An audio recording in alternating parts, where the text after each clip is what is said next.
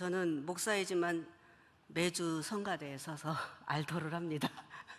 그게 저는 너무나 행복하고 그 자리를 놓치고 싶지가 않은 마음에서 그렇게 사역을 돕고 있습니다.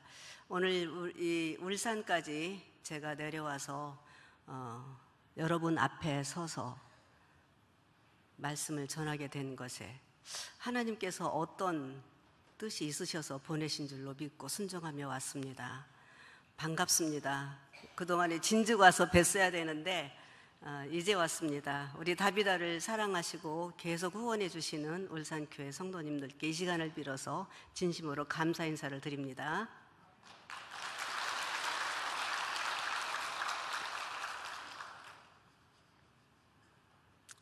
오늘 읽은 본문 말씀을 여러분들이 잘 아시는 말씀이 아닐 거라는 생각이 들어서요, 제가 오늘 본문을 이 말씀으로 선택을 했습니다. 사람들이 다비다가 무슨 말이냐, 성경에 나오는 여인인 줄을 모르고 그렇게 얘기를 하거든요. 여러분들 아셨어요? 예, 역시 우리 정 목사님께서 잘 가르쳐 주신 덕분인 것 같습니다. 대부분 잘 모르고 성경에 딱 한 번 나오는 여인인데 이 다비다를 여러분들께 소개하는 기회가 되기 위해서 오늘 말씀을 그렇게 선택했고, 또 설교 준비를 뒤늦게 하느라고 제목도 사랑의 터치로 바뀌었습니다. 양해 부탁드립니다. 어떤 나그네가 사막길을 걸어갈 기회가 생겼습니다. 그 사막길을 걸어가면서 보니까 작은 나무 한 그루가 서 있는데, 그 사막은 뜨거운 햇볕이 너무 많이 내리쬐고 물기도 하나도 없이 모래와 자갈투성이인 아주 척박한 가운데 이 나무가 자라고 있었습니다. 그래서 그 옆에 다가간 이 나그네는 이 나무가 오래 못 가고 결국은 죽고 없어지겠지 생각하고 장난 삼아서 모래도 얹고 돌멩이도 얹고 막 그러고서 그 길을 지나갔어요. 근데 몇 년 후로 다시 그 나그네가 이 사막길을 지나갈 일이 생겼는데 깜짝 놀랐습니다.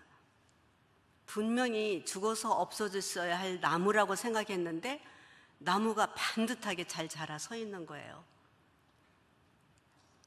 이 나무는 위로는 정말 겉으로 보기에는 정말 척박하고 물기 하나도 없고 햇빛만 내리쬐는 그런 사막에 어렵게 생명을 유지하고 있는 것 같았지만은, 이 나무는 위로는 뻗어나갈 수가 없으니까 아래로 깊이 뿌리를 내린 거예요. 그래서 결국은 오아시스에 이르는 샘의 줄기까지 이 뿌리가 닿았던 거예요. 그래서 이 나무가 죽지 않고 잘 자랄 수 있었다는 그런 이야기가 있습니다. 우리 인생을 바라볼 때 정말 척박한 환경 속에서 저 사람이 어떻게 견뎌낼 수 있을까, 정말 아무 복도 받지 못하는 어려운 사람들, 고난만 있고 쉴 곳이 없고 피할 곳이 없고 울타리조차도 없는 그런 인생 같은데요, 여러분, 그러나 그 사람들 가운데는 정말 많은 사람들이 하나님의 은혜의 물줄기로 인하여서 꿋꿋하게 견뎌내고 그 속에서 예쁘게 자라고 있는 그러한 모습들을 우리는 많이 찾아볼 수가 있습니다. 여러분들 산이나 들에 갔을 때에도 물론 커다란 나무 숲도 아름답지만 돌멩이, 바위 틈에 솟아나오는 작은 풀들이 얼마나 귀하고 그 생명이 소중합니까? 우리가 그 생명을 소중하게 여기듯이 하나님께서는 그 연약한 환경, 척박한 환경 가운데에서도 하나님의 은혜로 보호받고 자라가고 있는 이 생명들을 너무나 귀하고 소중하게 여기십니다. 저 또한 그러한 척박한 환경 속에서 소녀 시절부터, 어린 시절부터 자랐습니다. 저는 일찍 저희 어머님이 혼자 되셨어요. 그래서 저는 아버지 얼굴을 모릅니다. 그래서 어머니께서 우리 두 딸을 위해서 정말 기도 많이 하셨어요. 저희 어머니는 혼자 되신 다음에 신학에 가서 공부하셔갖고 교회 전도사로 평생을 사셨습니다. 그리고 중학교 때부터 미션스쿨로 학교를 보내야 된다는 어머니의 강한 신념이 있으셔갖고 집을 떠나서 멀리 다른 도시에서 객지 생활을 시작을 했습니다. 정말 외롭고 쓸쓸하고 늘 혼자였습니다. 중학교 1학년 때부터 결혼할 때까지 그렇게 객지 생활을 한 외로운 사람이었기 때문에 저는 늘 누군가가 옆에서 따뜻하게 나를 보살펴주고 보호해줬으면 좋겠다는 그런 마음이 강했어요. 그래서 대학교 다닐 때 따뜻한 성품을 가진 남자 친구를 만났습니다. 그래서 이 사람이라면 늘 내 곁에서 나를 많이 사랑해주고 나를 지켜주겠다, 그런 마음으로 연애를 시작했는데 웬걸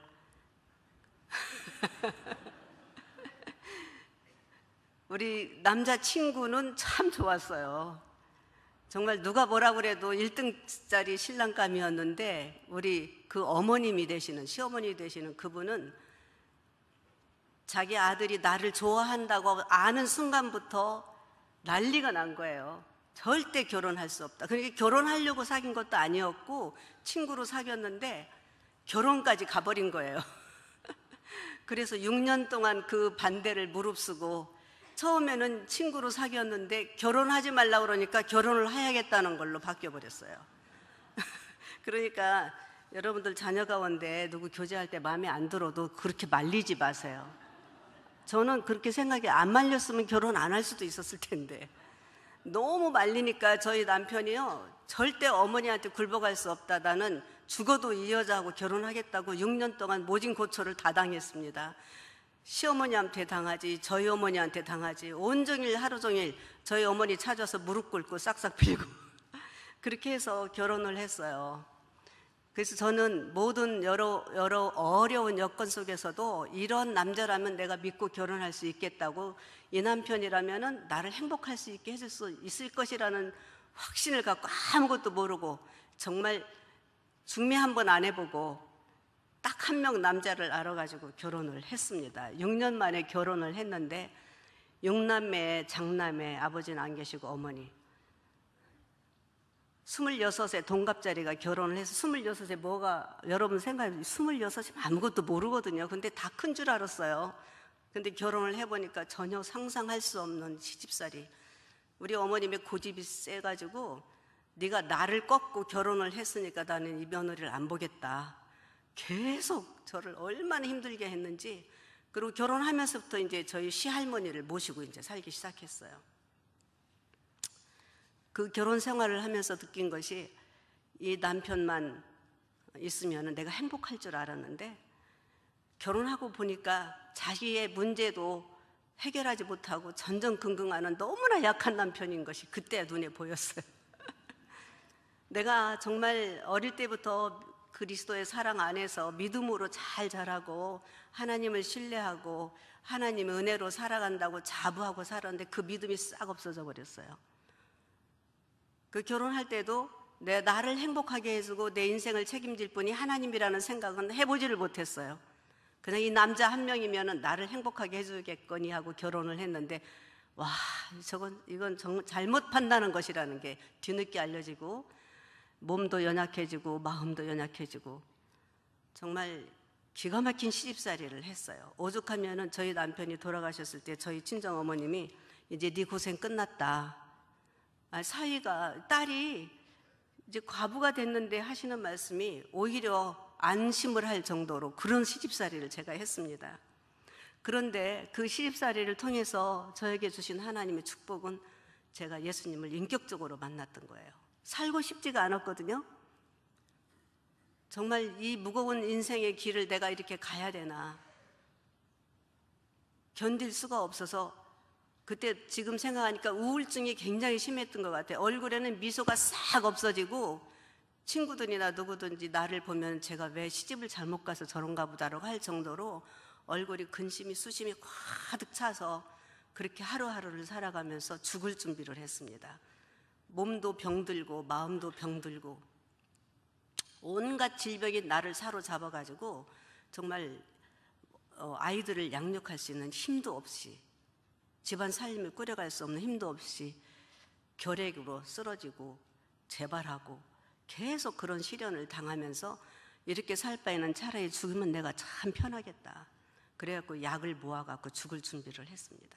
어느 날 정말 죽고 싶어서 그때는 더 이상은 이제는 끝이다 그러고 정말 죽음을 생각을 하면서 그래도 내 마음에 어릴 때부터 들어왔던 천국과 지옥이 있는데 내가 지금 죽으면은 천국에 갈까 지옥에 갈까 이 생각을 했어요. 저는 그때까지 하나님을 원망했거든요. 나를 사랑하시는 하나님일 텐데 이렇게 나를 내버려 둘 수 있느냐, 이렇게 방치해 둘 수 있느냐, 나는 더 이상 살 수가 없다 얘기하는데 하나님 안 나오시더라고요. 저를 만나주시질 않더라고요. 그런데 천국과 지옥을 생각을 하니까 제 마음에 천국에 갈 수 있다는 확신이 없는 거예요. 저는 제가 믿음이 굉장히 좋은 줄 알았거든요. 근데 막상 죽음 앞에 딱 서서 생각하니까 저는 천국행이 아니더라고요. 정신이 번쩍 났어요. 그 순간 내가 지금 무슨 정신으로 사냐, 나는 이대로 죽으면 안 되지, 지옥 가서는 절대 안 되잖아요. 내가 왜 살아야 되는지 그때부터 다시 생각을 바꾸기 시작하면서 그동안에는 성경을 늘 습관적으로 통독하고 교회에서도 집사고 구역을 맡아서 일하는 권찰 역할을 다 했지만은 예수님에 대해서 아는 것은 다 알고 있었지만 예수님과 나와의 깊은 관계가 전혀 없었어요. 그냥 예수님은 내가 힘들 때 기도하면 나를 도와주시는 분으로만 생각을 했어요. 그래서 그 죽음을 생각했던 그 자리에서 내가 구원의 확신이 없다는 사실에 스스로 놀라갖고 정신을 바짝 차려 그때부터 다시 하나님 말씀을 대해보니까요, 그동안에 다 알고 있는 말씀인데 도무지 나하고 연결이 안 되는 거예요. 그래서 그때부터 성경 공부를 다시 시작했습니다. 하나님, 내가 이렇게 살아서는 안 되겠고 정말 내가 제대로 살고 싶은데요, 하나님 말씀이 도무지 무슨 얘기인지 모르겠는데 좀 알려주세요. 그렇게 기도하면서 성경 공부를 하면서 제가 죄인인 것을 처음으로 깨달았습니다. 그동안에는 저는 죄인이라는 생각을 안 했어요. 교회에서 회개하라고 하면 무슨 회개할 게 그렇게 많아, 나는 도덕적으로나 양심적으로 윤리적으로 그렇게 큰 죄가 없는데 뭘 회개해야 될지를 몰랐는데요, 제가 얼마나 큰 죄인인지, 하나님을 전혀 믿지 않고 하나님과 나와 아무도 상관이 없는 죄인이라는 사실에 저는 온몸을 떨면서 회개를 하는데, 그 죄인이라는 사실을 깨닫는 것이 애통스러운 게 아니라 너무 기뻤어요. 이제 내가 하나님 앞에 용서받았다는, 예수님이 나를 대신해서 죽으셨다는 게 처음으로 실감이 나면서 그렇게 그 순간이 기쁘고 정말 얼마나 감사했는지, 그래서 그 자리, 그 시간을 저는 평생 잊을 수가 없었습니다. 그래서 그때부터 저 인생은 완전히 바뀌었어요. 그동안에는 모든 사람들이 나를 괴롭히는 존재, 당신 때문에 원망하고 불평하고 미워하고 그런 삶이었는데, 내가 예수 그리스도를 만나고 나니까 모든 사람들이 나 때문에 얼마나 힘들었을까 그 생각이 들더라고요. 사실 저희 남편은 저 때문에 굉장히 힘들었습니다. 삐쩍 말라가지고 성격이 대꼬챙이같이 날카로워서 늘 남편을 괴롭혔으니까요. 내 마음에 있는 그 우울함과 분노들을 다 남편에게 쏟았으니 남편은 저에게 어떻게 할 바를 모르고 있었던 건데, 제가 말씀을 통해서 변화되는 것을 보더니요, 저희 남편이 제일 기뻐하는 거예요. 그래서 내가 받은 은혜를 날마다 저녁 때 퇴근하면 남편한테 얘기를 했어요. 그러니까 막 너무 신나는 거예요. 계속 잘한다 하면서 자기도 나와 함께 말씀 안에 들어가고, 그로 인하여서 저희 남편도 예수 그리스도를 만나고 성령의 체험을 해보고 또 교회에서도 봉사활동에 전적으로 충실하고 그렇게 지냈습니다. 그래서 저희 시어머님의 그 시집살이를 지금도 생각하면 감사하고 오히려 나를 위해서 도구로 사용하시지 않았는가 그런 생각도 합니다. 그래서 남편과 저는 예수 안에서 새롭게 인생을 출발을 했습니다. 연애할 때 그 애정이 아니라 예수 그리스도 안에서 서로 동등한 입장에서 손을 잡고 마주보며 항상 주님의 일에 우리가 충성을 다하고 주님에 대한 특별한 정말 남다른 뜨거운 사랑을 저희 남편 가슴에 품고 자기의 인생을 주님 위해서 쓰임받기를 원한다고 헌신하면서 그렇게 멋지게 살았습니다. 그런데 어느 날 갑자기 남편이, 오히려 몸이 약한 저 때문에 늘 걱정이었는데 저희 남편이 폐암에 걸렸어요.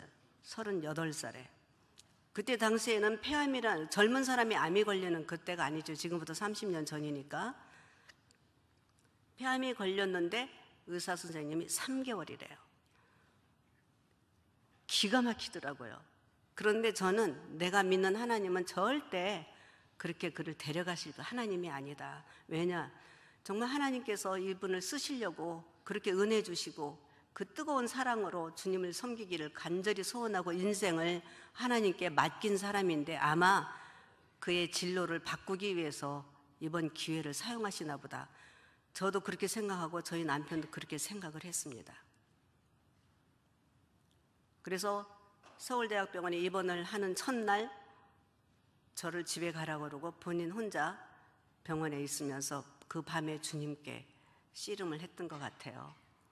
그러면서 3개월 투병하는 동안에 한 번도 불평하고 원망하고 죽음에 대해서 두려워하거나 그런 일이 전혀 없이, 또 하나님께서 지금 생각하면 놀라운 은혜가 고통이 없어요. 그냥 폐에 물이 고이면 물을 빼내면 아무렇지도 않고. 그래서 의사들은 걱정을 해요.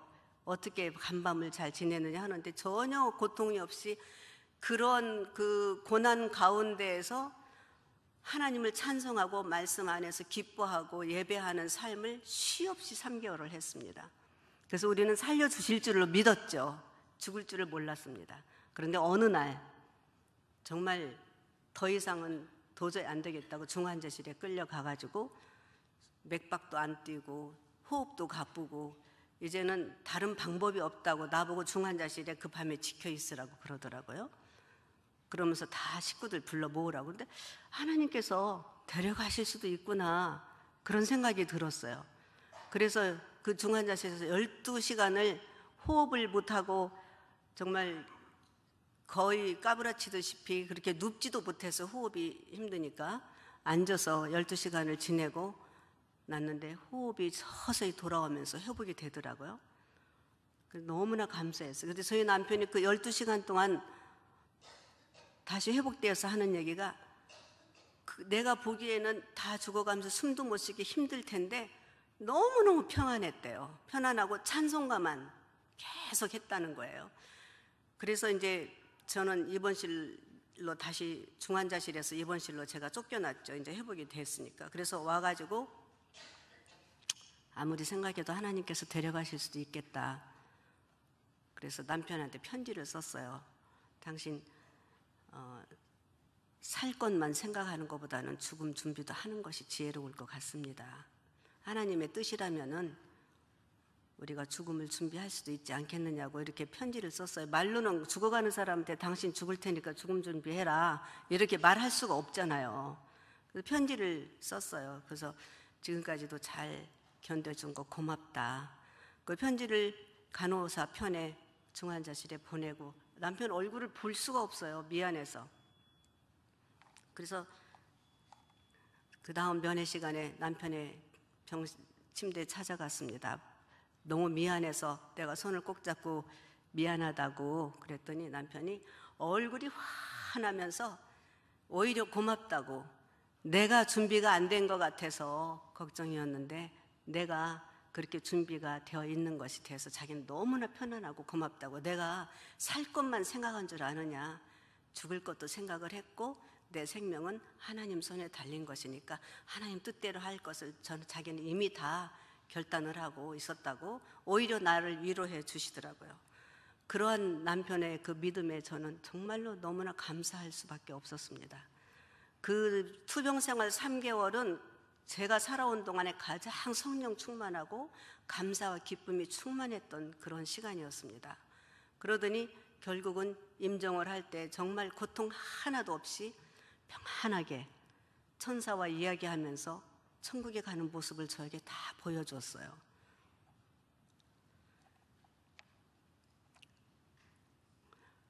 그렇게 주 안에서 주님의 사랑에 붙들려서 천국에 보냈지만은 그를 떠나보내고 난 나의 남은 나는 얼마나 혼란스러웠는지 몰라요. 갑자기 내 존재 자체가 벼랑에 떨어져 버렸고, 우리 아이들은 그때 4학년, 5학년이었는데 아빠 없는 아이들을 키운다는 건 상상도 못했어요.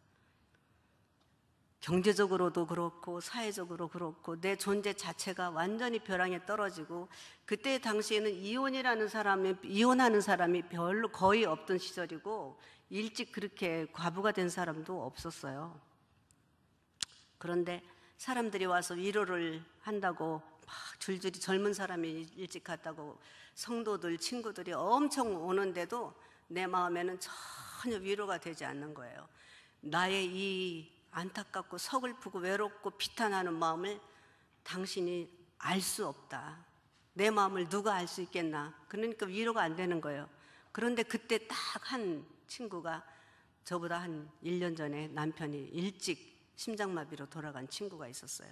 그 친구를 보는 순간 내 마음이, 너라면 내 마음을 알겠구나. 그러면서 제 마음에 그게 위로가 되고 그 친구가 너무 좋더라고요. 그래서 정말 이 친구만은 정말 나를 진정으로 이해할 수 있겠구나 하는 그 마음이 저에게 큰 위로가 된다는 사실은 그거로 인해서 지금까지 제가 다비다 일을 하는 것입니다. 그러면서도 하나님한테 제가 삐졌죠. 어떻게 그렇게 인생의 중반에 그렇게 잘 살아보려고 했는데 데려가 버리시면 어떻게 합니까? 그럼 이 인생은 그런 실패한 인생입니까? 하나님, 이게 무슨 뜻인지 정말 모르겠습니다. 너무 혼란스러웠어요. 특별히 우리 부부는 친구로 만났다가 결혼을 해서 함께 은혜 받고 함께 우리의 삶을 하나님께 드리기로 작정을 하고 그런 사명감을 함께 나누는, 공유하는 그런 존재였기 때문에 남편이 앞에서 청년들 미국에 유학 가가지고 유학생들을 늘 보살피고 말씀 전하고 할 때마다 저는 그들을 먹이고 돌보고 가족들을 섬기고 이런 일로 같이 동역을 했는데, 앞에 있는 사람이 없어져 버리니까 제가 할 일이 없어져 버려서 벼랑 끝에 서 있는 거예요. 내가 할 일이 아무것도 없구나. 그리고 내가 할 수 있는 능력조차도 없다는 것. 그냥 앞에서 하는 남편을 도와주는 것밖에 할 게 없었는데, 그 어떤 인생의 사명과 목적이 상실하였다는 것이 저에게는 너무 허망하더라고요. 그래서 그 마음에 그 하나님께 대한 아픔, 분노, 상실감, 또 남편의 인생은 정말 그렇게 성실하고 열심히 살았는데 인생의 중반에 이렇게 토막내서 데려갔다는 것은 인생의 실패자인가 하는 이런 갈등 속에서 굉장히 혼란스러웠습니다. 그렇게 지내던 중 어느 날 극동방송을 통해서, 여러분 어떠한 인생이 성공적인 인생이라고 생각하십니까? 라는 질문을 하더라고요. 근데 저는 저희 남편이 성공적인 인생이라고 말을 할 수가 없었거든요. 정말 성공적인 인생은 오래오래 잘 살다가 죽는 것이 성공한 인생이라고 생각하십니까? 정말 성공한 인생은 이 땅에 사는 동안 하나님과 함께 주님을 잘 사랑하고 기쁘게 감사하게 잘 살다가 천국에 가는 인생, 그것이 성공적인 인생입니다. 그 말을 듣는 순간 제 마음에 짓눌렸던 그 무거운 돌덩어리들이 확 터져 나가는 것 같아요. 맞아. 우리 남편은 이 땅에 사는 동안 주님과 더불어 주님 섬기면서 얼마나 뜨겁게 사랑하고 즐겁게 행복하게 정말 나누며 섬기며 그렇게 살았으니까 잘 살았고, 비록 일찍 갔지만 천국에 가는 모습을 확실하게 보여줬기 때문에 이 사람의 인생은 결코 실패한 인생이 아니다. 사랑하는 남편이 실패한 인생이 아니라는 것을 확인하는 순간 제 문제가 해결돼 버리더라고요. 그래서 저는 저희 남편의 죽음을 통해서 참 많은 것을 배웠습니다. 첫 번째는, 우리는 오래오래 살 줄 알았는데 어느 날, 내일 아니면 한 달 후에 부르시면 우리는 갈 수밖에 없는 인생이라는 것. 그렇게 건강하고 힘이 넘치고 꿈이 큰 남편이 어느 날 갑자기 그렇게 부름을 받은 것처럼 나도 어느 날 부르실지 모른다. 그렇다면은 잘 살아야 되겠다는 거죠. 살아있는 동안에 정말 주님 안에서 잘 살고 멋지게 살아야 되겠다는 것. 둘째는, 우리는 죽으면 반드시 천국에 가야 되는데 하나님 앞에 심판받는 자리에 설 수밖에 없는 인생이라는 것. 그래서 그때부터 저의 고민은 어떻게 하면은 멋지게 잘 살고 하나님 앞에서 칭찬받고 그렇게 죽을 수가 있을까? 이것이 저의 고민이었습니다.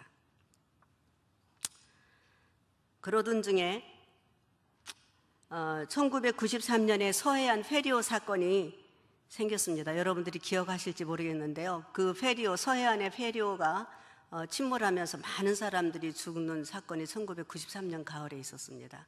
근데 그 가운데 우리 여기 계시는 정근도 목사님을 중심으로 한 복음주의 목회연구원이라는 목사님들 모임 속에서 목회하면서 가장 어려운 게 갑자기 그렇게 배우자를 잃은 사람들을 어떻게 돌봐야 될지 참 그때가 난처하고 난감하다.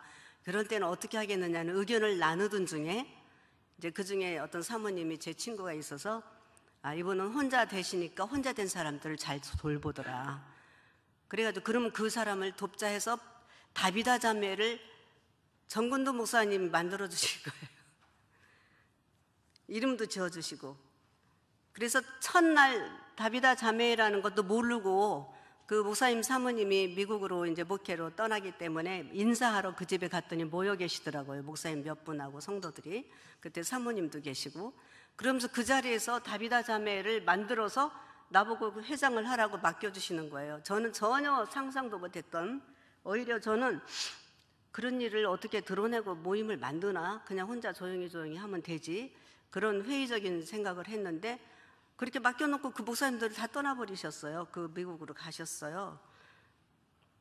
그때 이제 정근도 목사님이 서울에 계실 때였죠. 1994년 1월 달에 첫 번째 다비다 자매 창립 예배를 드린 것이죠. 그래서 저는 맡겨준 것이기 때문에 그냥 받을 수밖에 없었습니다. 그런데 이 모임이 생기고 한 달에 한 번씩 정기 모임을 하는 그때 어느 날 정근도 목사님께서 말씀을 전해주셨어요. 어떤 말씀이냐면 오늘 읽은 이 다비다 여제자의 이야기를 전해주셨습니다. 저는 그때 다비다에 대해서 잘 몰랐거든요. 여러분도 말씀을 통해서 아시겠지만은 성경에 딱 한 번 나오는 여인인데 여제자라는 이름으로는 이 다비다밖에 불림받은 자가 없습니다. 그래서 왜 여제자이냐? 그녀가 사는 요빠라는 항구 도시는 그 옛날 항구 도시이기 때문에 남편들이 바닷가에 나가서 고기 잡으러 갔다가 돌아오지 못한 과부들이 많이 살았어요. 그런데 거기에 다비다라는 이 여인이 그 주변에 외로운 그 과부들의 옷을, 속옷과 겉옷을 입혀주고 그들을 돌봤던 거예요. 그런데 이 여인이 병이 들어서 죽었을 때 베드로 사도를 불러다가 이 다비다 여인을 살려달라고, 이분이 우리를 이렇게 속옷과 겉옷을 만들어줬다고 들고 나오면서 베드로에게 살려달라고 그랬어요. 그래서 베드로가 그 여인을 살리는 놀라운 일들이 일어나므로 그 마을에 많은 사람들이 하나님을 믿게 되었다는 그런 이야기인데, 이 여인에 대해서 설교를 해주셨습니다. 저는 이 여인에 대해서 묵상을 하면서 정말 큰 은혜를 받았어요. 이 여인은 무슨 특별한 능력이 있는 것도 아니고 재력이 있는 것도 아니지만 그 당시에 모든 여자라면은 다 바느질을 해서 옷을 입혔잖아요. 우리나라도 마찬가지죠. 그 여인이 그 바느질을 해서 이웃에 있는 과부들을 섬기면서 그들의 옷만 입혔겠어요? 그들의 친구가 되어주고 어려운 일이 있을 때 같이 도와주고 기쁜 일이 있을 때 같이 기뻐해주는 좋은 이웃이 되었다는 거예요. 그래서 하나님께서 그 여인을 그렇게 기쁘게 하신 것은 하나님이 그러한 일들을 기뻐하셨기 때문에 이 여인은 하나님이 기뻐하시는 일이 어떤 거인 것을 알았던 여인이었어요. 그리고 또 하나님의 관심의 대상이 그렇게 연약하고 소외되고 힘없는 자들을 향하여 있다는 그 하나님의 마음을 알기 때문에 이 여자는 그분들을 섬기는 게 너무 행복했던 것이죠. 그래서 저도 그 여인을 만나면서 나도 잘하는 거 하나도 없고 능력도 없고 그렇지만은 정말 힘들고 어려운 사람들의 친구가 되어줄 수 있는 일은 내가 할 수 있겠구나. 제가 혼자 되었을 때 가장 힘들었을 때 나를 제일 위로해 줬던 게 혼자 된 친구였듯이 이 땅에 혼자 된 여인들에게 가까이만 가고 손만 만져줘도 그분들에게는 나로 인해서 큰 힘을 얻고 용기를 얻을 수 있고 위로가 되겠구나 하는 것은 확실히 내가 할 수 있는 일이잖아요. 제가 경험한 일이기 때문에. 그래서 저는 이 일이라면 내가 기꺼이 하겠다는 마음으로 다비다 일을 시작을 한 것입니다. 이 다비다 여인을 만남으로 인해서 나는 혼자이고 잘하는 것이 아무것도 없다는, 그래서 나는 무능한 자라고 평가하고 있던 내 자신의 마음을 바꾸게 된 것입니다. 이 다비다 여인을 만남으로 인해서 내 인생의 새로운 목표가 설정이 되는 것은 저에게는 굉장한 큰 힘이 되었습니다. 하나님이 기뻐하시고 즐거워하시는 일을 내가 평생 할 수 있다면 저는 살 수 있다는 소망이 생겼습니다. 정말 내 인생을 값지고 의미 있는 일을 하면서 내 삶 부르심을 받을 때까지 할 수 있다는 것, 내 인생을 새롭게 출발하게 하는 큰 원동력이 된 것입니다. 그래서 이 일을 시작을 했는데 1994년 1월에 시작을 했는데 한 번도 가보지 않은 길을 간다는 게요, 너무나 두려웠지만, 그러나 하나님이 기뻐하신 일이니까 또 나를 불러주셨으니까 최선을 다하리라고 생각해서 그때 당시에 내 슬픔과 내 애통함과 내 여러 가지 어려운 상황은 제껴두고 내 마음에는 항상 이 다비다 생각으로 꽉 차 있었습니다. 어떻게 하면은 이들을 잘 섬길 수 있을까?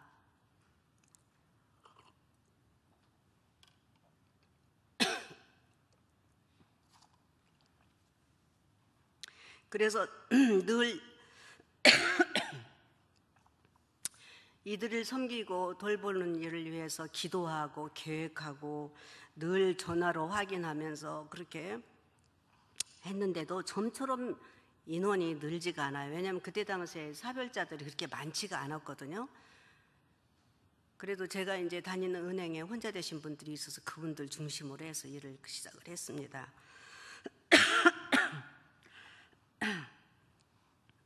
세월이 흘러도 인원이 늘지가 않는 거예요. 그 유명한 주선혜 교수님, 신대원 원장까지 하셨던 그 교수님을 모셔서 말씀을 듣고 있는데도 교수님 모셔놓고 사람이 없는 거예요. 대여섯 명, 많으면 10명. 한 6, 7년이 흐르도록 그런 거예요. 정말 힘들었습니다.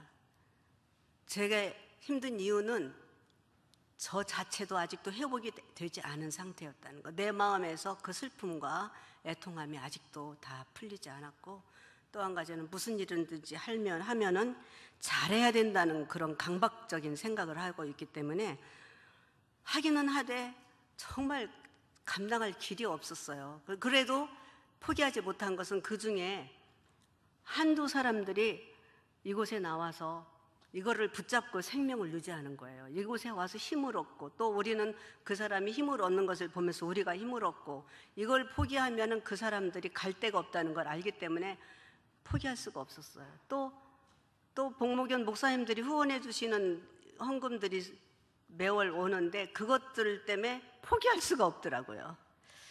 근데 그때 당시에 우리 다비다가 설립되고 얼마 안 돼서 정건도 목사님 울산으로 떠나버리셨어요. 정말 울타리 없는, 참 외롭고 그때 아쉬움이 참 많았습니다. 그래도 멀리에서도 창립 예배 때 설교하러 서울까지 와주시고 그랬어요. 그래도 어쨌든 6, 7년을 버텼는데도 너무 이렇게 제 자신이 만족할 수가 없고 정말 내가 능력이 없다는 것 때문에 하나님께 많이 호소했어요. 하나님, 정말 직장에서, 그때 제가 은행에 다니고 있어서 직장에서 쉬는 공휴일이 되면은 기도원으로 쫓아갔어요.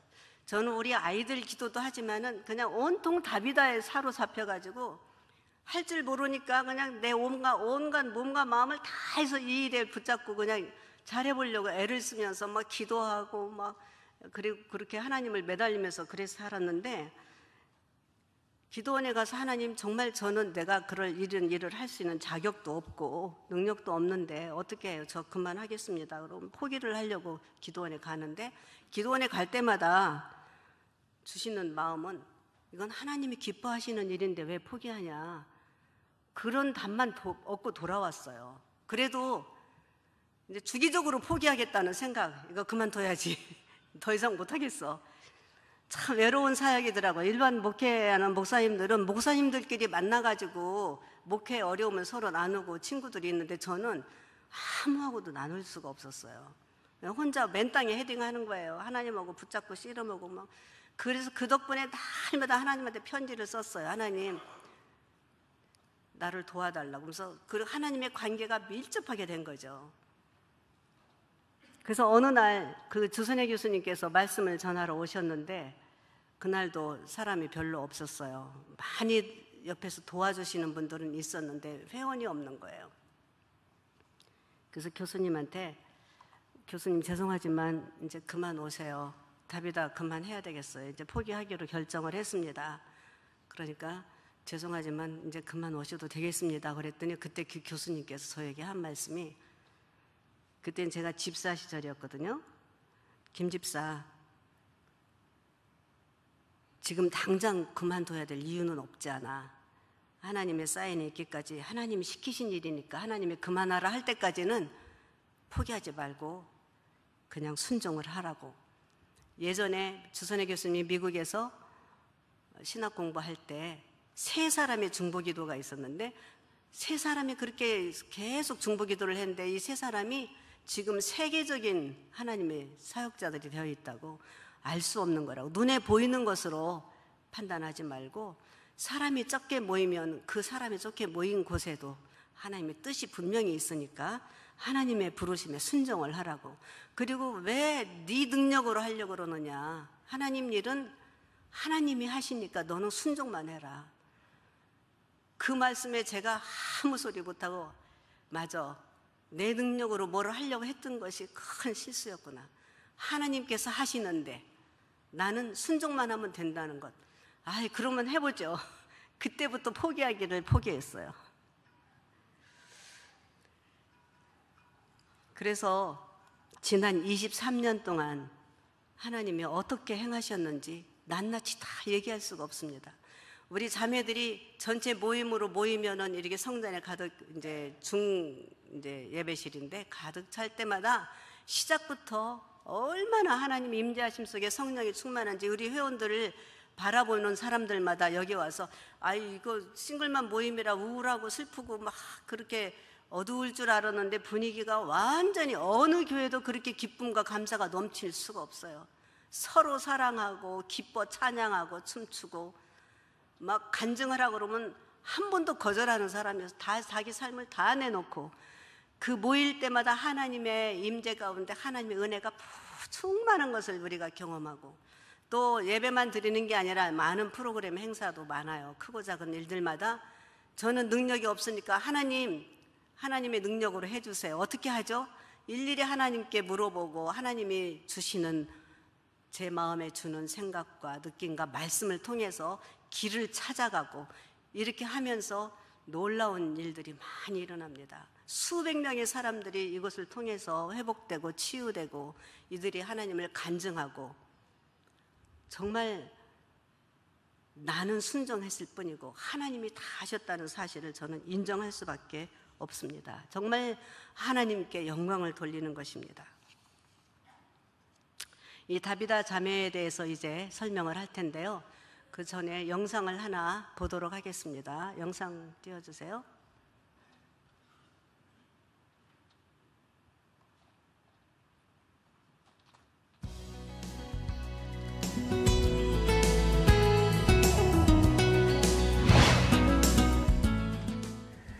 이혼이나 사별 등 다양한 이유로 홀로 아이를 키우는 이른바 싱글맘들이 우리 사회에 많이 있습니다.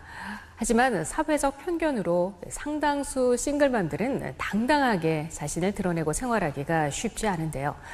특히 가정의 달, 이 5월이 되면 어느 때보다 마음이 아프다고 합니다. 오늘은 싱글맘 사역을 하는 다비다 자매회 김혜란 목사를 모시고 우리 가까이에 있는 싱글맘들의 고충은 무엇인지 또 이웃으로서 그리스도인들로서 어떻게 더불어 살 것인지 살펴보겠습니다.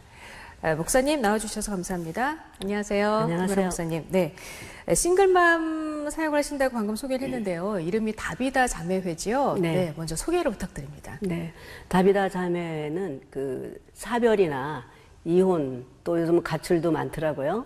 가출한 엄마가 혼자 자녀를 양육하는 그런 싱글맘들의 공동체인데요. 예. 지금 한 23년, 만 23년이 지났습니다. 아. 그래서 이곳에 정말 수백 명의 사람들이 거쳐갔어요. 네. 그래서 이곳에 와서 어떤 경제적인 그런 복지 차원에서의 지원도 물론 없지 않지만은 이분들의 가장 큰 고통이 자녀를 양육하면서 외롭게 살아가면서 많은 세상에 어려움을 당하잖아요. 예. 그럴 때마다 두렵고 외롭고 소외감을 느끼는데 그 속에서 우리 다비다에서 가장 원하는 게 이분들이 먼저 하나님을 만나고 그 하나님 안에서 자신들의 모든 문제를 고백하며 하나님을 의지하면서 살아갈 때 진정한 회복이 있거든요. 예. 그래서 이곳에 모이는 사람들은 마음의 치유와 회복을 통해서 하나님 안에서 아름다운 가정, 건강한 가정을 이루어서 자녀들을 행복하고 건강하게 잘 키울 수 있도록 돕는 그런 기독교적인 공동체입니다. 아, 네. 그러니까 싱글맘들을 많이 만나셨을 거 아니에요. 네. 네, 그럼 가장 힘들다고 하는 부분이 아까 말씀하신 그 자녀와의 관계 네, 그건가요? 네. 사실 아빠가 없는 가정의 자녀들은 자녀들의 마음이 공허해요. 의지할 데가 없어요. 네. 아이들의 그 마음의 중심이 아빠한테 딱 묶여 있어야 되는데 아빠가 안 계실 때 그 자리를 엄마가 채울 수가 없어요. 그리고 세상이 두렵고 자기를 안아주지 않고 품어주지 않는다는 그런 생각 때문에 학교에서도 생활을 잘못해서 학교 졸업하지 못하는 아이들이 많아요. 아, 그래요. 그리고 엄마한테는 반항하고 또 방황하고 그런 어려움이 따를 때 엄마가 가장 힘든 거죠. 아유. 네, 그래서 저희 다비다에서는 네네. 엄마들에게 그 어머니 교육도 시키고 심리 상담도 시키고 또 공동체 생활을 통해서 다른 가정도 동일한 문제점이 많을 텐데 그런 경우에 어떻게 해결해 나가는지 또 다른 사람에게 그런 이야기를 말할 수가 없는데 이 동병상련이기 때문에 서로 이야기를 할 때 이해가 되고 공감이 되어서 많은 도움과 치유가 일어나는 그런 공동체입니다. 네. 아니, 싱글맘 어머님들이 너무 많이 힘드실 것 같아요. 네. 가정 네. 경제도 책임져야 되고 네. 자녀 양육도 혼자서 책임져야 되니까요. 네. 저 교회 안에서 좀 많이 위로를 받으셔야 될 것 같은데. 근데 교회 되나요? 안에서가 오히려 사회에서보다도 더 어려워요. 아이고.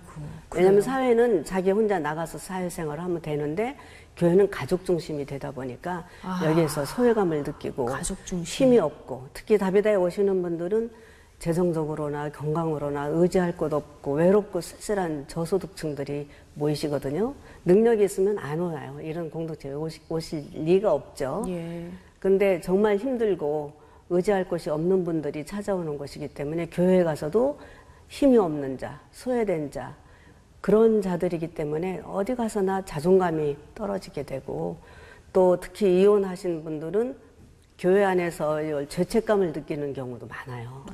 그 다른 사람들 앞에서 자기를 오픈하질 않아요. 절대. 네네. 사적인 걸 이야기를 할 수가 없어요. 그래서 정말 교회 생활이 어렵거든요. 그래서 제가 이 5월 가정의 달이 되면은 우리 자매들이 하시는 말씀이 5월에는 교회에 나가고 싶지가 않다. 아유. 오히려 가정의 달이라 아프네요. 가정 중심으로 부부 중심 또 이렇게 말씀도 해주시고 하는데 정말 교회에 부탁하고 싶은 거는 이 가정의 달 한 주만이라도 교회 안에 싱글맘들이 너무너무 많아요. 아주 급증하고 있잖아요, 요즘. 그쵸. 그런 분들을 위해서 격려해 줄 수 있는 관심 있는 설교와 또 그분들을 이해할 수 있도록 노력해 주실 수 있는 그런 자세가 필요하지 않을까 싶어요.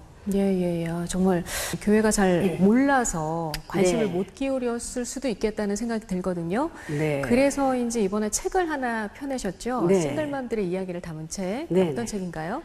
사랑수레라고요.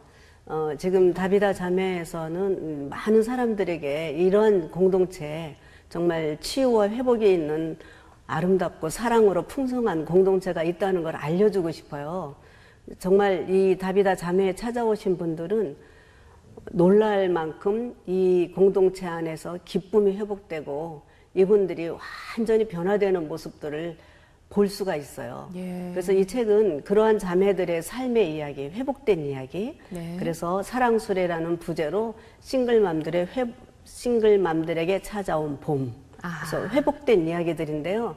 저는 이분들의 한 사람 한 사람의 삶을 너무나 잘 알기 때문에 이 책을 만들면서 이 글 속에서 또다시 감동받고 또다시 감동받고 너무 감동이 넘치는 책인데, 이 책을 홀로 숨어있는, 고립되어 있는 싱글맘들이 꼭 읽어봤으면 좋겠어요.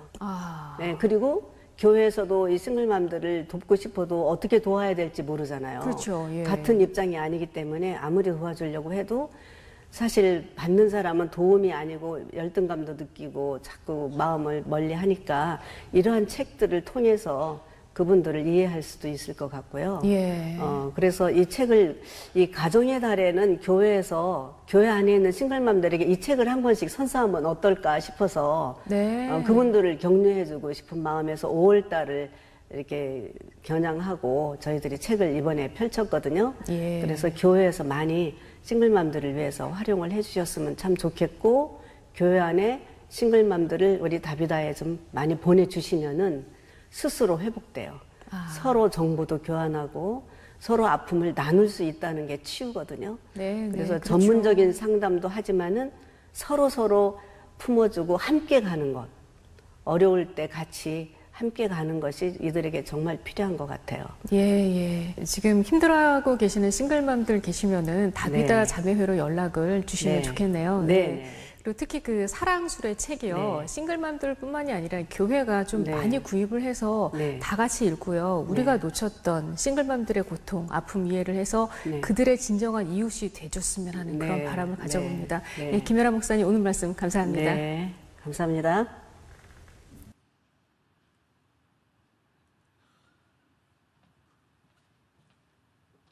네, 얼마 전에 CBS에서 방송하였던 영상입니다. 이제 다비다 자매의 소개는 이 영상을 통해서 많이 했기 때문에 제가 하지는 않겠습니다. 지금 한국 사회 안에는 급증하는 이혼으로 말미암아서 싱글맘들이 크게 늘고 있습니다.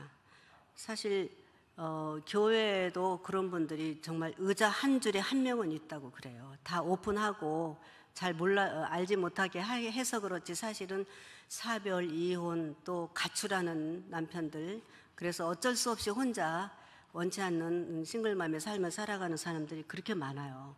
그래서 정부에서도 최근에는 이 가정들을 위해서 굉장히 적극적으로 도와주려고 공급을 하려고 노력을 하고 있죠. 그래서 주택이나 취업 문제에 관해서 굉장히 많이 지원을 하고 있습니다.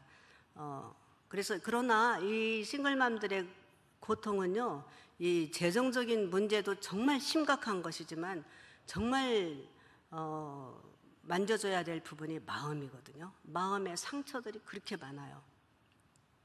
특히 다비다 자매에 찾아오시는 분들은요, 재력 있고 울타리 있고 잘 나가는 싱글맘들은 절대 안 옵니다.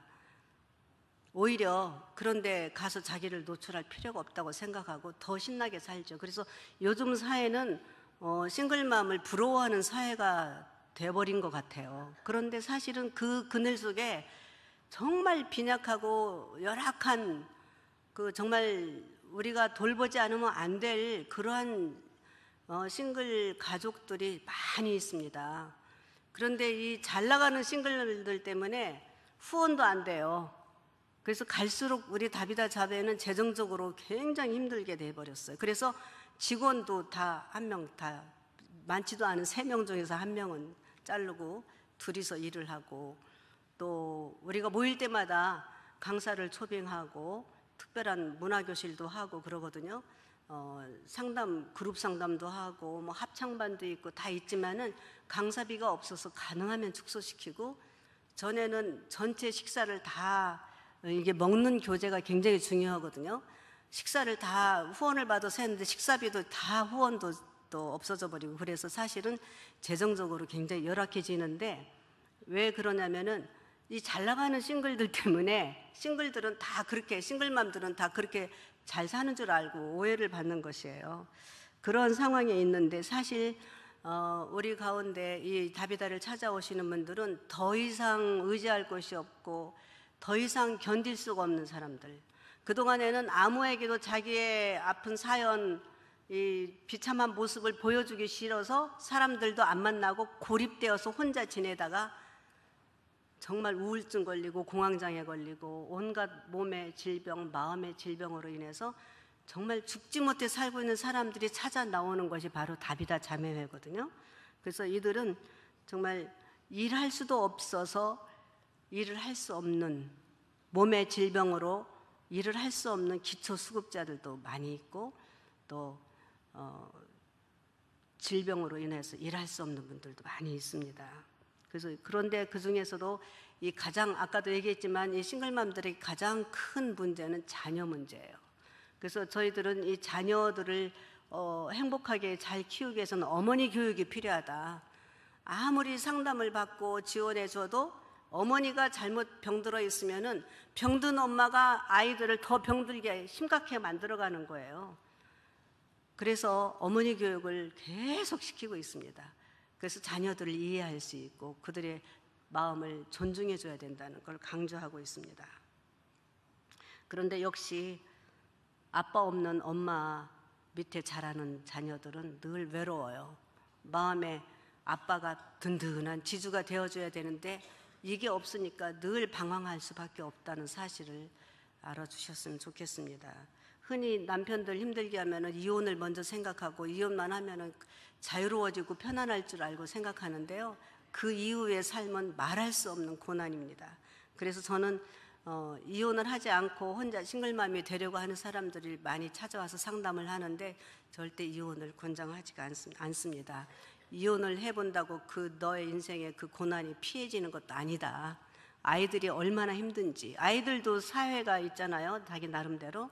그 사회 속에서 다른 아이들과 비교되어서 열등감으로 인해서 애들이 찌그러져 가지고요.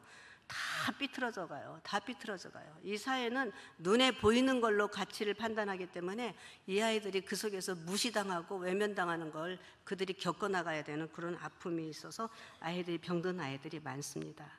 그래서 이런 그 아픔이 많은 사람들, 상처가 많은 사람들의 특징은 자존감이 굉장히 낮아요.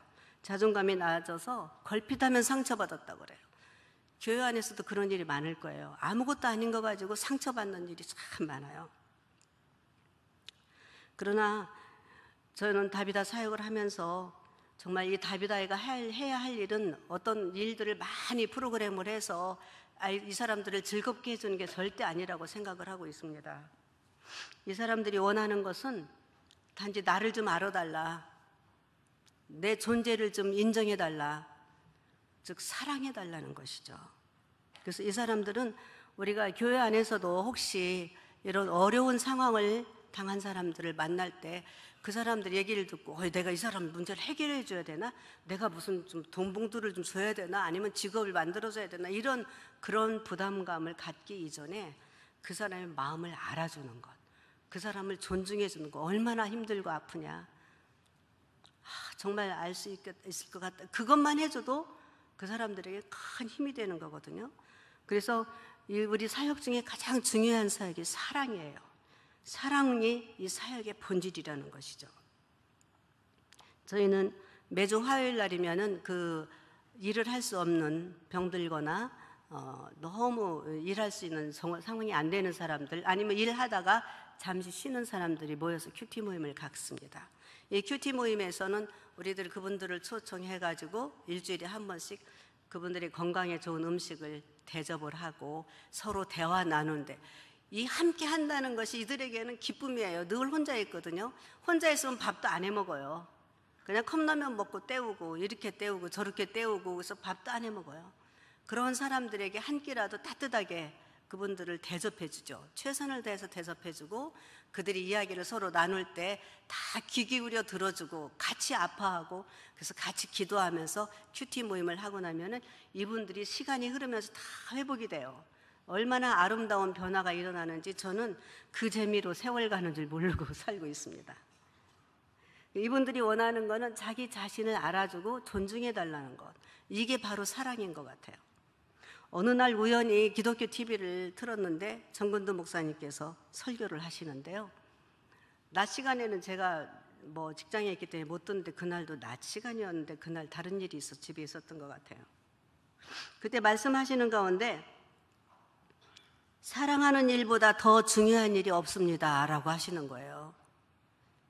너무 기가 막혀요. 바로 저건데 사랑하는 것보다 더 중요한 일이 어디 있겠나. 세월이 흐를수록 사랑이 중요하게 다가옵니다. 삶은 사랑하는 기회일 뿐입니다. 목사님도 기억하실 거예요. 그 말씀에 저를 한 대 때렸어요. 왜냐하면 그때 제가 너무 힘들었어요. 다비다에는 정말 원인 그 사람이 신원을 알 수 없지만 싱글이라면 무조건 다 받아들이니까 별별 사람이 다 와요. 정말 감당할 수 없는 사람들이 많이 와요. 문제를 일으키고 그 안에서. 그럴 때마다 정말 저도 힘이 빠지고 대책이 없는. 근데 그때도 참 어렵고 힘든 문제 속에 있었기 때문에 그 사랑한다는 것을 생각하지 못하고 문제를 해결할 생각만 하고 전전긍긍하던 시간이었습니다. 정근도 목사님의 그 설교를 들으면서 한동안 내가 중요한 거를 놓치고 살았구나. 그래서 주님께서 그때 나에게 주신 마음이 다비다는 내가 책임질 테니까 많은 일 하려 하지 말고 너는 사랑만 해라. 사랑보다 더 중요한 일이 뭐 있겠느냐. 정말 그 말씀이 저에게 큰 힘을 다시 회복시켜 주셨습니다. 여러분, 사랑보다 더 중요한 일이 어디 있겠습니까? 여러분 가정 안에서도 자녀들에게도 다 적용되는 말씀이라고 생각합니다. 특히 이 어렵고 힘들고 상처 많은 다비다 싱글맘 사역을 하면서는 사랑이 없이는 할 수가 없습니다. 아무리 훌륭하고 멋진 일들을 많이 해도 사랑이 없으면 울리는 꽹과리. 그렇습니다. 이 외롭고 고달픈 인생 속에서 상처받은 이들에게 더 좋은 사랑보다 더 좋은 약은 없습니다. 그래서 이 싱글맘의 사역의 본질은 바로 사랑이라는 것입니다.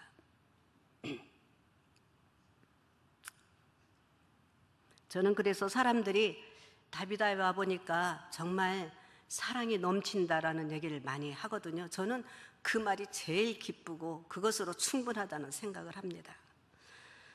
저는 23년 동안 정말 내 눈에는 콩깍지, 사랑의 콩깍지가 씌어 있는 것 같아요. 이 세상에 제일 많은 게 아줌마거든요. 어딜 가나 아줌마, 여기도 아줌마들이 많잖아요. 예, 많은 아줌마들이 있는데 제가 다비다 자매들을 바라보는 그 아줌마들은 그냥 아줌마가 아니에요. 한 사람 한 사람이 너무나 소중하고 또 나이와 상관없이 너무나 젊고 예쁜 거예요.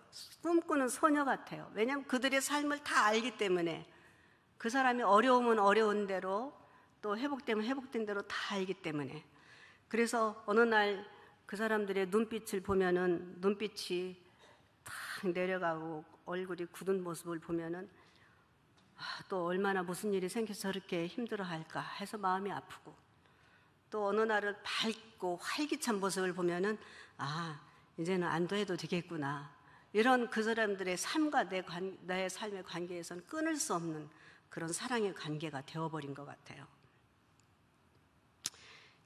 결코 짧다고 할 수 없는 이 긴 세월을 가면서 저는 한 번도 이 일을 한 일에 대해서 후회한 적이 없습니다. 이 길이 비록 외롭고 또 감당할 수 없이 어려운 일들이 많이 있었지만은 한 번도 이 일을 한 것에 대해서 후회할 일이 없었고 어떤 일이 생겨도 이거 그만둬야겠다 포기해 본 적은 그 이후로 한 번도 없습니다. 마땅히 내 몫의 일이기 때문에 이 일을 다른 누구에도 떠맡기고 싶지가 않습니다. 지금도 저는 그 자매들을 바라보며 생각하면 제 마음이 뜨거워집니다. 그래서 제가 그들 앞에 이렇게 단에 설 때면 제 얼굴에서 빛이 난다고 그래요. 왜냐하면 내 안에 사랑이 있기 때문에 그들을 향한 그들과 말씀을 전하면서 한 사람 한 사람의 눈의 시선을 마주치면서 저는 빛이 나는 것이죠. 그건 하나님께서 저에게 주신 큰 축복입니다. 이보다도 더 귀한 축복이 어디 있겠습니까? 원래 저는 그렇게 남을 사랑할 수 있는 여유로운 마음의 소유자가 아닙니다. 그런 성품이 못 됩니다. 돌이켜보면 결혼하고 시집살이 할 때도 제가 그런 사랑이 있었으면 그렇게 힘들지 않았을 거예요. 전 깍쟁이 같고 이기적인 그런 여성이거든요. 그런데 어떻게 내게서 이러한 사랑의 힘이 나오는지 나도 놀라는 것입니다. 이 지칠 줄 모르는 사랑의 콩깍지, 그 근거는 바로 내 안에 주님의 사랑의 터치가 있었기 때문입니다. 내가 가장 춥고 가장 외롭고 힘들었을 때 주님의 손이 나를 터치하셨습니다. 깜깜한 집에 들어서면 현관에 센서 등이 저절로 켜지죠. 내 마음이 어둡고 힘들 때 주님의 이름을 부르면 내 마음에 저절로 밝아집니다. 환해집니다. 더 이상 두려움과 상처가 나를 괴롭히지 않습니다. 오히려 기쁨과 감사가 있고 슬픔과 고독할 때 더욱 사명감으로 내 마음이 뜨거워집니다. 그래서 이 아무도 막을 수 없는 이 뜨거운 사랑의 터치, 주님이 나를 만져주신 그 사랑의 터치로 다른 사람들을 내가 또 터치하는 것입니다. 이 사랑의 전달이 되는 거죠. 사랑의 유통이 이루어지는 것이죠. 요한일서 4장 12절에 보면은 우리가 서로 사랑하면 하나님이 우리 안에 거하시고 그의 사랑이 우리 안에 온전히 이루어지느니라. 내게 임한 주님의 사랑이 나에게 터치되었을 때 내가 그것을 다른 사람에게 다시 터치하여서 나눌 때 하나님의 사랑이 우리 안에서 온전해진다는 것이죠. 만일에 사랑을 받고 나누지 않으면 그거는 반쪽 사랑. 그러나 그거를 다른 사람에게 나눌 때 온전한 주님의 사랑으로 만들어진다는 것입니다. 예수님은 사랑이십니다. 여러분 마음에 예수님을 모시고 산다면 여러분은 사랑의 사람입니다. 이 세상에서 주는 그런 사랑은 변질되고 조건적이고 이기적일 수밖에 없지만 하나님이 주시는 그 사랑은 변질되지 않고 영원하고 무조건적인 사랑입니다. 우리가 사랑하며 살 수 있는 것은 바로 우리 안에 예수님의 사랑의 터치가 있기 때문에 일어나는 것입니다. 우리는 그 사랑 때문에 사랑하지 않을 수가 없는 그리스도의 사람들입니다. 아까 영상에서도 봤듯이 사랑 수레, 사랑이 가득한 수레입니다. 이 수레를 많이 끌고 다니고 싶습니다. 많은 사람들이 그 사랑의 터치를 나눠주고 싶습니다. 그래서 이번에 이 사랑 수레를 통해서도 그 주님의 사랑을 많은 사람들에게 나누어 주고 싶어서 그렇게 색을 만들었습니다. 그래서 이 책자를 여러분들께서도 이제 손에 쥐시게 되겠지만은 이거는 문학 작품도 아니고 예술 작품도 아니고 오직 하나님의 사랑을 증거하고 고백하는 그런 책자입니다. 저를 비롯해서 우리 회원들이 고백한 하나님의 사랑으로 하나님의 사랑의 터치를 받음으로 인해서 회복된 그들의 삶을 나누는 것입니다. 이걸 나누는 것이 기쁨이거든요. 온전한 사랑을 만들어가는 것이기 때문입니다. 이제 말씀을 마치려고 합니다.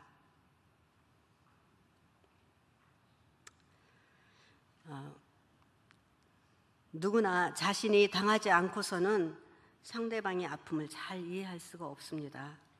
그러나 우리 다비다 자매와 같이 아픔을 똑같은 경험을 한 사람들이 모일 때 혼자서는 갈 수 없는 그 길을 같이 간다면 너무나 쉽고 너무나 즐겁게 갈 수가 있습니다.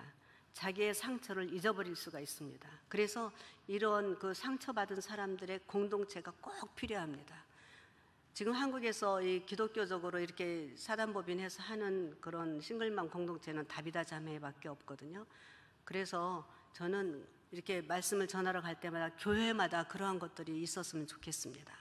사실 사별과 이혼한 사람들은 교회 생활이 정말 힘들어요. 다른 사람과의 그 상황이 다르기 때문에 대화도 잘 통하지 않고 그래서 자기를 오픈할 수가 없습니다. 또 특별히 이혼하신 분들은 교회 안에서 어쩌면 죄책감까지도 가지고 있습니다. 그래서 교회 모든 지도자들이 이들을 편안하게 품어주고 이해해 줌으로 인해서 교회 생활을 즐겁게 하면 이분들은 그 어려운 상황 속에서 목마른 그 영혼 속에 하나님의 사랑과 성도들의 사랑으로 인하여서 완전히 회복됩니다. 그러면 이분들은 자기의 그 회복으로 인해서 상처받은 치유자로서 하나님 나라를 위해서 더 일할 수 있는 그런 하나님의 귀한 일꾼들로 만들어갈 수 있으리라고 생각합니다. 이 울산 교회 안에도 그런 저와 같은 사람, 또 더 어려운 사람도 많이 있을 줄로 믿습니다. 여러분들이 겉으로 보지 말고 그 안에 숨어있는 하나님의 은총이 그를 함께하고 있다는 그 깊은 하나님의 은총을 생각하면서 더 많이 사랑하시고 존중히 여겨주시고 많이 이해해 주셨으면 감사하겠습니다. 이제 마지막으로 제가 다른 사람을 위한 마음이 내 마음을 이렇게 지배할 수 있기를 바라는 마음으로 아주 시 한 편을 쓴 게 있는데 너무나 부끄럽지만 시를 읽어드리고 마치도록 하겠습니다. 여백. 헐렁헐렁 옷장에 여백이 생길 때 기분이 좋다. 비운 만큼 새 곳으로 다시 채워 넣을 수 있으니. 하루 일정이 비어 있어 시간에 여백이 있을 때 기분이 좋다. 그분과의 조용한 만남의 공간을 찾아갈 수 있으니. 정해진 원고 분량보다 부족한 듯 여백이 있을 때 기분이 좋다. 거기에 예쁜 그림 하나 넣어도 되기에. 내가 머무는 곳에 여백의 자리 있을 때 기분이 좋다. 외로운 이와 차를 마시고 외로운 이와 차를 마시고 피곤한 이 쉬어갈 수 있으니. 무엇보다 내 마음에 여백이 있으면 참 좋겠다. 나의 것이 아닌 주님과 다른 이들로 내 마음을 채울 수 있도록. 여백은 조용하고 단조로워도 부산함에 엄습당하는 대신 창조적이고 효과적인 에너지를 산출한다. 여백은 나의 것이 아니다. 그 누구의 것이다. 네, 기도하시겠습니다.